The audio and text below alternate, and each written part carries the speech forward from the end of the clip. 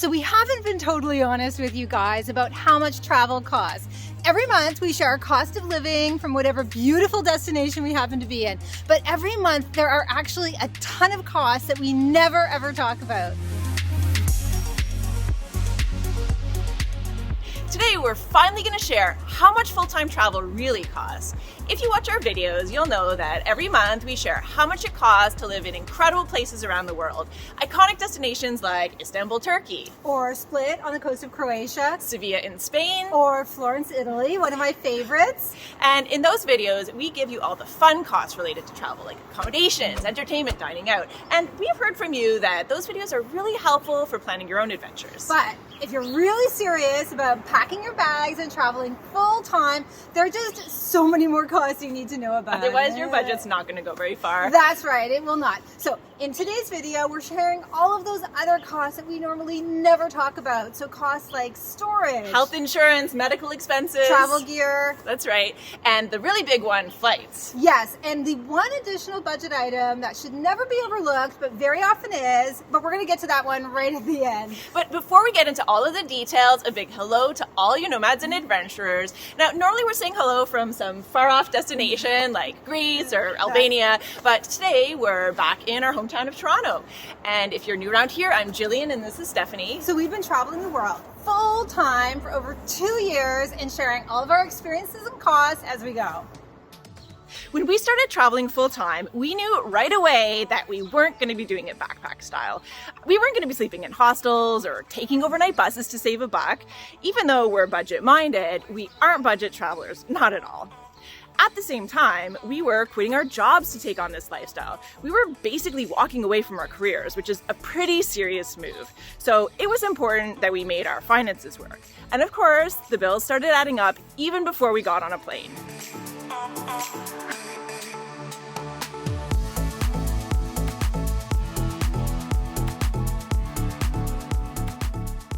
So the first thing we needed to figure out was what to do with all of our stuff. We had accumulated a lifetime worth of things, and it was all the usual stuff that you'd expect. So we had furniture, kitchenware, clothing, mementos, and it all had to go somewhere. So we sold or donated really as much as we could, but we still had a whole storage locker worth of stuff all the way back in Toronto.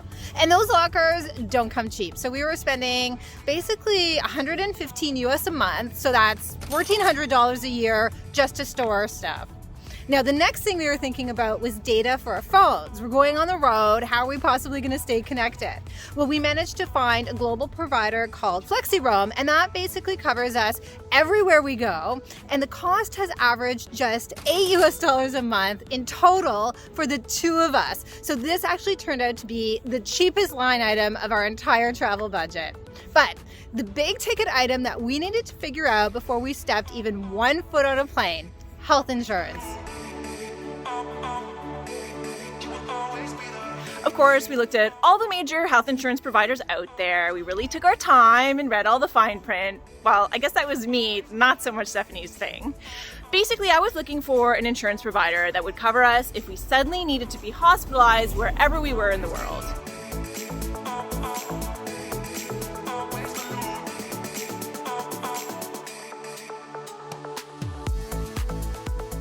We started our journey with a company called Safety Wing. Then a year later, we reassessed and switched to Signal Global, and now we're back with Safety Wing. On average, our premiums have been $130 US a month for the two of us, which is almost $1,600 a year.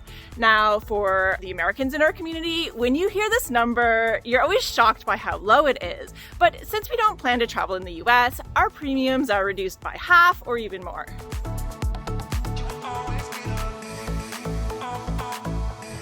But of course, our insurance plan only covers emergency situations, not preventative care. So right away, as soon as we started traveling, we ran into a lot more expenses. Now, we're both very healthy people, but we still need to get regular checkups just like everyone else.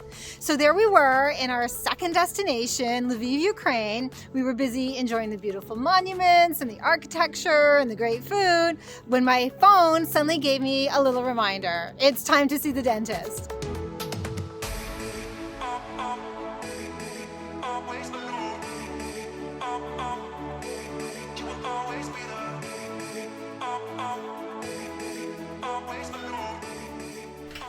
By the way, welcome to our cute little Airbnb here in Toronto. So we've been staying here for the past month. We really love it. It's a basement apartment, but they've done a really good job with it. So it's very light and bright. It feels really comfortable, very well designed.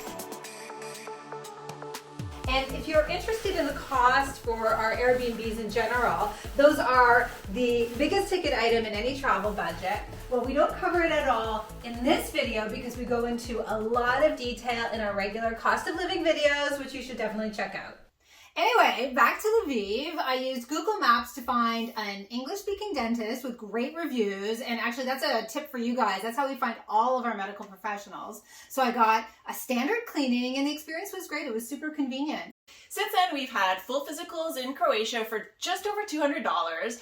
I went to the chiropractor in Serbia for only $25. That's a great price. We had lots more dentist appointments. I had one in Greece, you had one in Spain. We both had one in Serbia. That's right. And the average cost for all those dental appointments, some of which had x-rays, was just $47 US per visit. So you can compare that to the last time I had a full checkup in Canada, which was $200 US. So expensive. Yeah. Our total spend on preventive treatments for over 2.5 years was around $1,000 US, which actually isn't that bad. No, it's not that bad. But don't forget about all those COVID tests that we've had to do over the past couple of years. So we added them all up and we couldn't believe it. We've spent practically another $1,000 just getting those little swizzle sticks up our noses. Well, hopefully there will be fewer of those going forward. Anyway, we were still in Lviv, getting ready to fly to Turkey, and we realized we had to deal with one nagging issue, which was our crappy luggage. So just to backtrack, when we were getting ready to start our adventure, we were in a very frugal mindset, and we thought, hey, why buy new luggage when we can buy used? So we went out and we got the biggest, cheapest used suitcases that we could possibly find. I mean, these are just a ridiculous size. I'm ready to go! We took one flight, just one flight, and already one of them started breaking. So we went ahead and picked up the cheapest replacement we could find at some random market in Lviv. And I think you guys know where this is going, right? 2 broken suitcases later, we finally bought brand new, brand name suitcases. Of a reasonable size. And of course, good stuff costs money. Plus, during our travels, we've also had to purchase a new backpack for me. And we each got sling bags. So we spent a total of $650 US just to carry our stuff around. And that doesn't even include replacing any other worn out clothing or gear that we've needed along the way. That's right. Of course, none of these costs comes even close to one of the biggest expenses of travel. That's right. After accommodations, flights are going to be the biggest ticket item in any travel plan. And of course, the total amount that we've spent to date on our flights would be very different from what you would spend or someone else is going to spend. It really all depends on your choices. So are you taking premium airlines? Are you flying budget? Are you checking bags? Are you using points? Are you choosing your own seats? Or are you just taking whatever free seat is assigned? So all of this stuff can add up really quickly.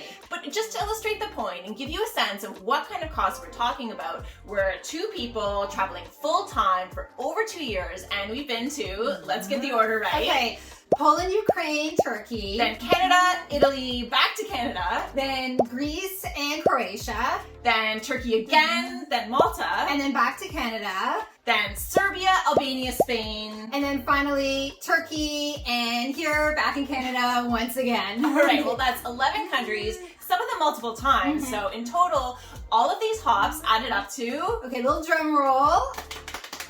Over $10,000 US. Ouch, definitely. Now, some of you might be wondering whether we do any travel hacking. We do use points to offset our costs, but we don't open multiple cards and try to cash in on welcome deals. There just aren't as many good options for doing that in Canada, and it's not really where we want to spend our time. Of course, this hasn't been an easy time to travel with the pandemic going on. So those of you who've been following our videos know that we've made plans. So we're booking flights, we're booking accommodations, and then boom, there's another wave of the pandemic and suddenly we can't go to that country. Over the last couple of years, we've had to cancel way more plans than we ever expected. Yeah. Some of them were reimbursed, but definitely not all. And that brings us to a very important category. So this is the one that I mentioned right in the beginning, and that's our emergency fund. So we've set aside a fund that's basically equivalent to 3 months of living expenses, and this is just to cover emergencies. So this is any unexpected expense that doesn't belong in any other budget category. And over the past couple years, all of our unexpected expenses related to canceled plans. So far this year, we've racked up around $300 for cancellation related charges. Actually, it's not so bad. It's not that bad. But what that doesn't include are all the airline credits that we've accumulated that we may or may not be able to use before they expire. But at least we know we have our emergency fund, and if we run into any issues while we're traveling, we can handle it financially. We're not going to run short of money.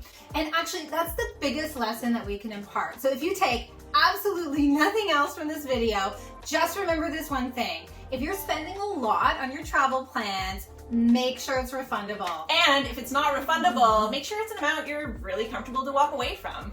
But despite all of the ups and downs of the past couple of years, we did it. We've lived in 11 different countries since we started traveling. We've seen some of the world's most iconic sites. I'm thinking of the Trevi Fountain in Rome, The Acropolis in Athens, the walls of Dubrovnik in Croatia. I mean, just last month, we were standing right in front of the Library of Ephesus in Turkey. And throughout this whole time, we've managed to keep our costs at a very reasonable level. Certainly, the lifestyle we have now costs a lot less than back when we were working full time.